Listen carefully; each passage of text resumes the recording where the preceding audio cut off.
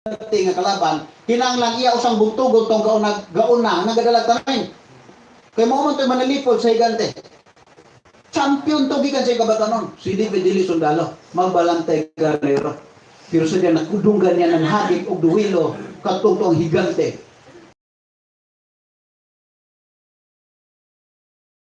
Sundalo ni King Saul sa buong nisyo ng Israel na hadlok.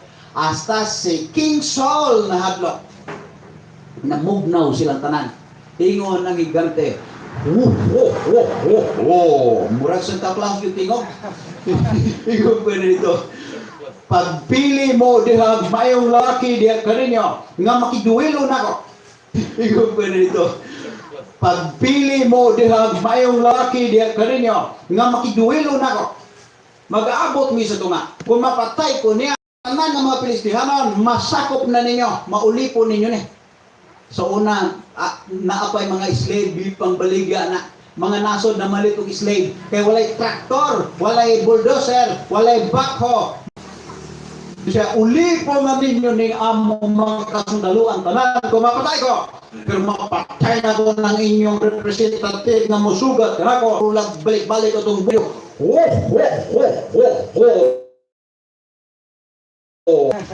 Santa means babaeng balaan. Claus meaning Nicholas. Santa Claus ibig sabihin nagbinayot si Nicholas. Pareha ko ng senior centurion ba? Senior means tigulang na. Hangtong na. Ninyo means bata pa. Ibig sabihin ang tigulang nagbinata. Conflict ayon sa Bible kay wise up. Amen? So karon matod pa din makita nato si David. Grabe. Tingod sila unsa mo nahagod mo tanan. Namug na mo ya. Siya ako yawayan eh. Si David ang pagyud sa iyang magulang. Ano kayo kadil ba kasundalo war ba kamaten? Bisag takbo na ara. Kunya mo away ka re. Kaurot kayo mo. Kipaluro ko sa kasin. Ingo ko David. Ngano makanday man oy. Kanang hadlok. Wa may musukol ninyo. Is there not a cause? Wa pa inungdan nga musukol ba na? Isurinder na lang nato lang atong katawan sa Dios. Asok ko ay isuka si David ya. Pitik isuka. Siya away ko. Ipatawag sa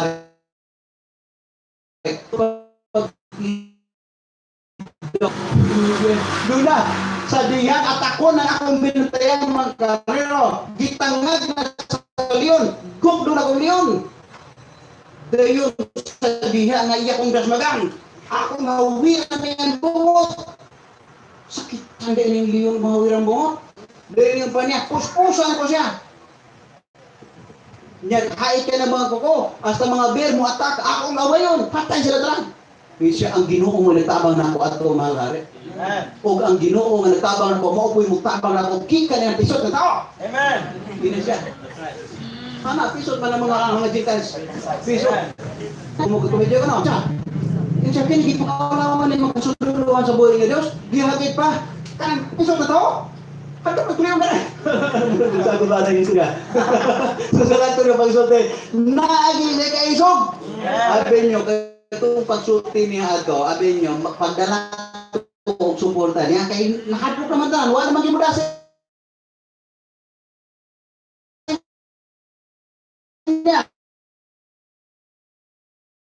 So, iyan na lang gidasa dito, sa Ginoo.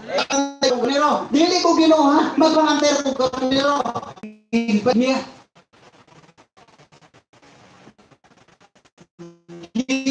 Ganyan siya. Ako magkauban mo patay muna ako. Iyan sa ginubidasig. The fourth thing summarized the life of David. Number one, his courage with God. Number two, his carelessness before God. Paminaw ka mo. The only person in the Bible called a man after God's own heart, ikaimutan sa Diyos na ipanahon na careless siya. His carelessness with God. So mga tanag, are you courageous with God? Nabamoy ka isuguban sa Diyos to stand what is right? Standing for what is right? Dili basta-basta. Because no one can stand for what is right without standing against error. You cannot stand for what is right without standing against error. If you are not willing to stand against error, you cannot stand for what is right. So, sa basa, ka-reduce ka siya, may sun kayo nila, sabot ginaon,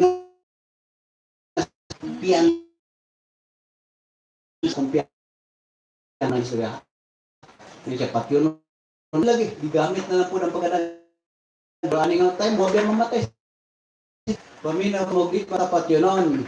Di ba kita mga matay? Pero matong ka-careless mo, obi makadaot din na to. Magkaigsunan. His carelessness before God. In verse 3, itong text, Psalm 23 verse 3, in second Bible, go. He restoreth my soul. Kana lang na press. He restoreth my soul. Naunsa man din ang ama na tilgad sunay, ning agi siya dakong valley sa ning dakong walog sa mga problema o kasakitan. Ingon pa niya, though I walk through the valley of the shadow of death, I will fear no evil, for thou will be for me in the presence of mine enemies. The one wentest my head with oil. Paminaw ka mo sa din naluwas ka, gi-anoint ka sa Ginoo bilang servant during nagpabaptize ka. You know, kanang baptism, that is your first step to serve God. That is accepting the challenge of Jesus Christ. Mao ang time nga ni kun sa power kaniya o paggiya niya sa pagbuhat sa kabubuton sa Dios. Ang Dios dili makagiya nato kung dili ta willing mosunod niya. And baptism is our first step to follow Jesus. Because Jesus himself was baptized by John the Baptist. Because only John the Baptist was authorized person to baptize during that time. O kana nga church is not religion. Religions are founded by men. But the Church of Jesus Christ is still existing until now. Until na si Jesus mobalik as he said, go, teach all nations, baptizing them in the name of the Father and the Son and of the Holy Ghost, teaching them to observe all things whatsoever I have commanded you. And lo, I am with you always, even unto the end of the world. And that is the Philippines, the end of the world. Amen. Inyong makita nga kauban ko ninyo. So mga kaigsunan, makita na to nga ang Ginoo matinud-anon siyang promise. Mao ni nga ang Ginoo musugod siya giya sa usa ka tawo nga andam nang mo sunod niya. Ug ang atong pagpumit sa water baptism, ibig sabihin, Lord, here am I, willing to follow you. As you have been baptized by John the Baptist, so I am now baptized by Pastor Gatser Verano, a Baptist preacher.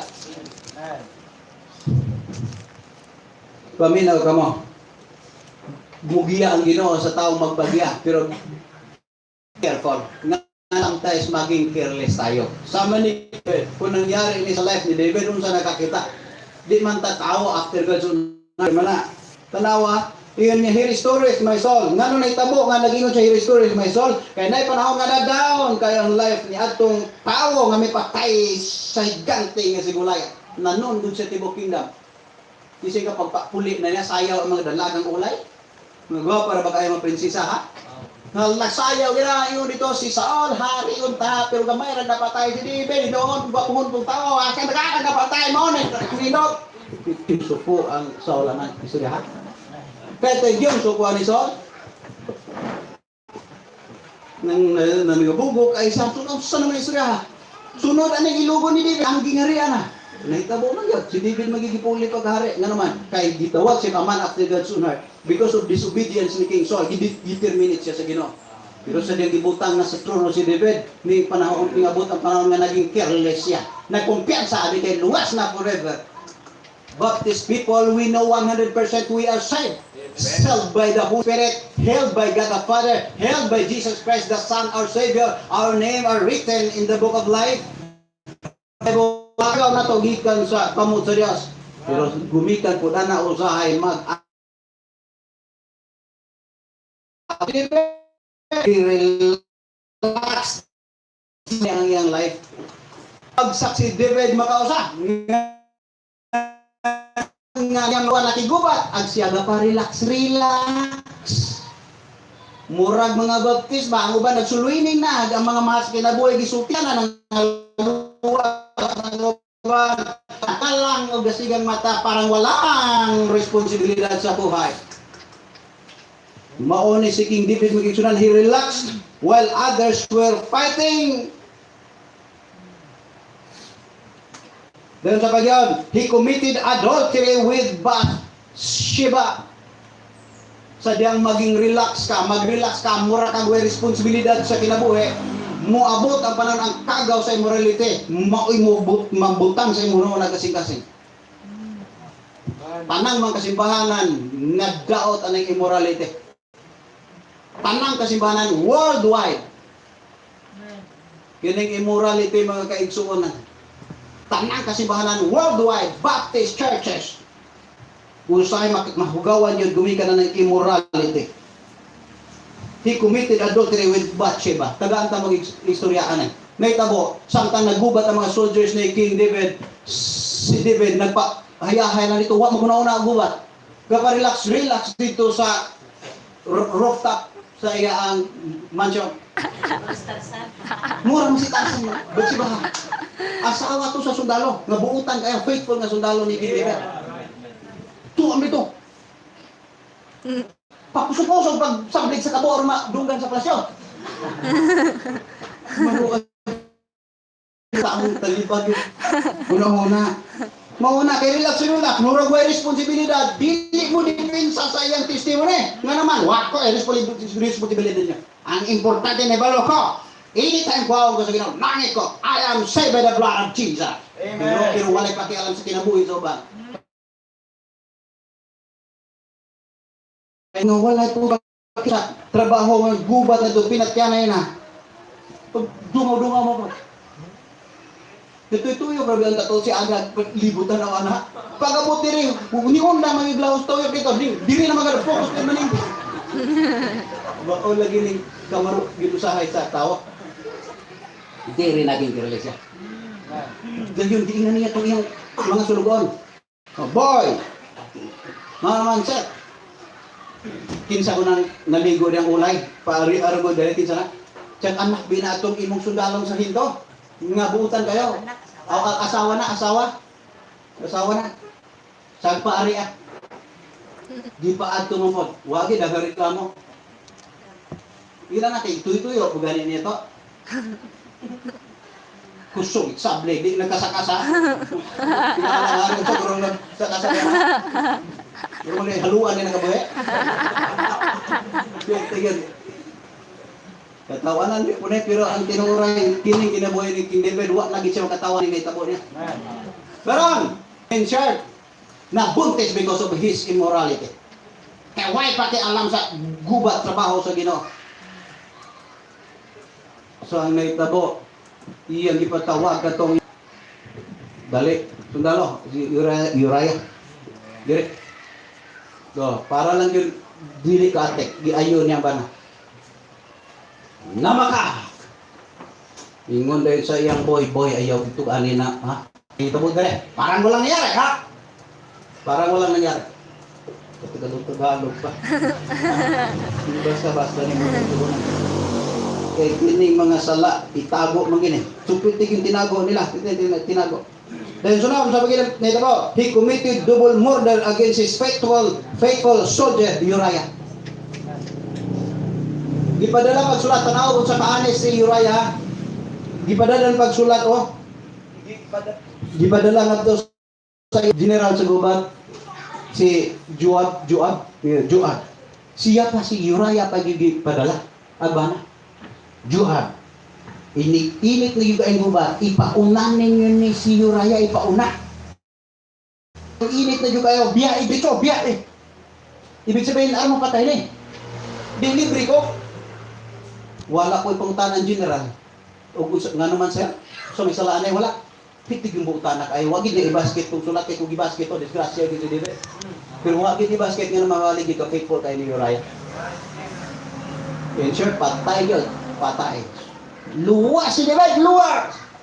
Siya ang nag-ingon, the Lord is my shepherd, I shall not want.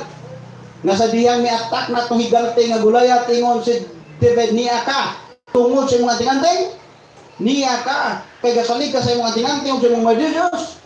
Himpan, niya ko, sangal sa Ginoo, arit kang piso ka na, makatay ka na karon. Anak si David, tinuod na, gisulti, gisulti na, tulay ka karon.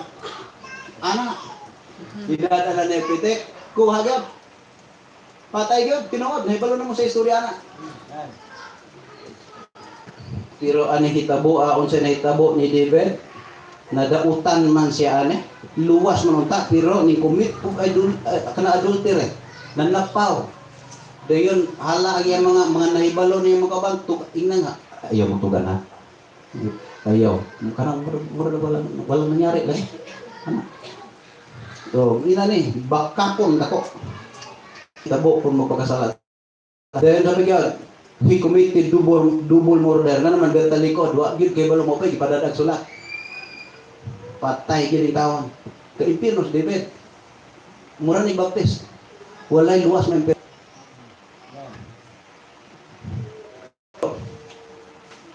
sa iyang sala ani gid siya nga naman kaya makasasa kastigoon sa Diyos. Sunod, he lied before the man of God but not with God.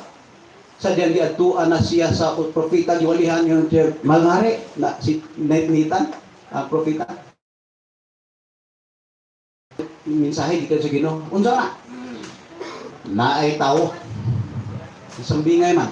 Naay tawo. Daghan kay karnero. Iyang silingan usaray karnero. Karon na may sinaabot nga mga bisita. Gusto hitabo ang Roman kuha karnero sa iya ang kagaling. Karnero nga daghang kayo. Gikuha niya itong karnero sa silingan ng isang kabok. Mo lagi kaon na ito sa bisita. Mo pa isang kabok to, binangga pa juga ito ng isang kabok karnero. Punya. Disambi nga lang, ingon pa dahil si David kaya huwag makasabot. Nabugo lagi, kinitaw lagi dahil nga, diligihan sa Ginoo mabugo nga. Ingon dahil yun siya nga, patay! Kinahalan pa, kinatawanan na.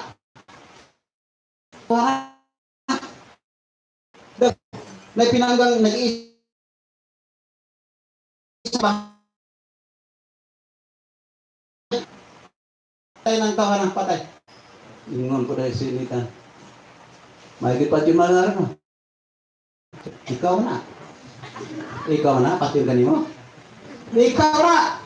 Daghan kay kasawa. Gitugot sa Diyos na daghan kay kasawa.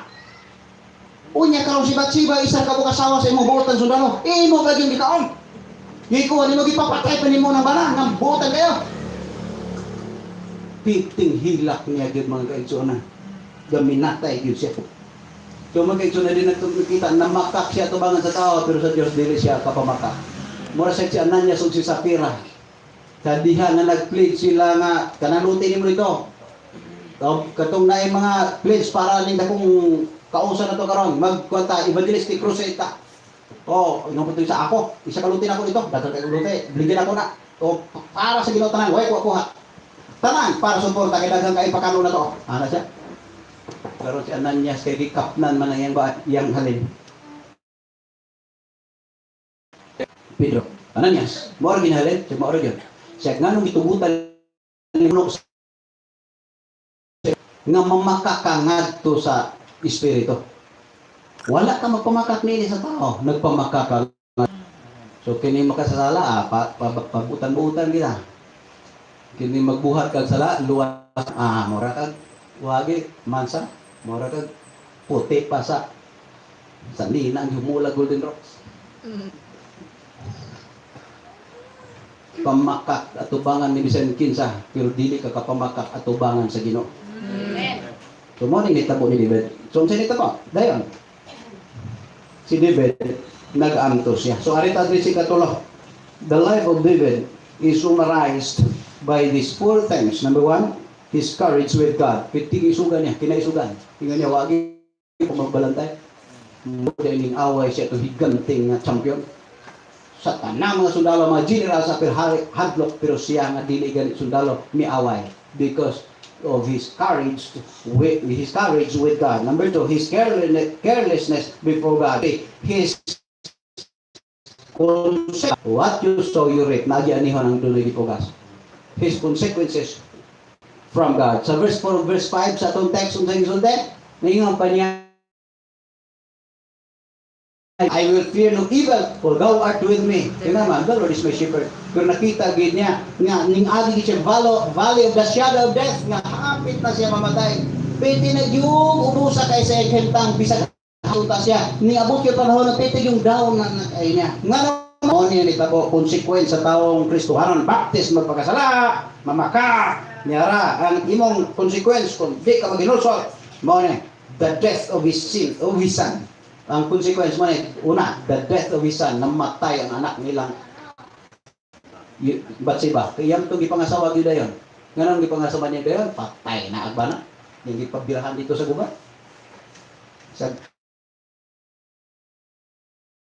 ano, kaya patay na yung bana. Kita mahalat itong mga sundalo. Mga bilhilon.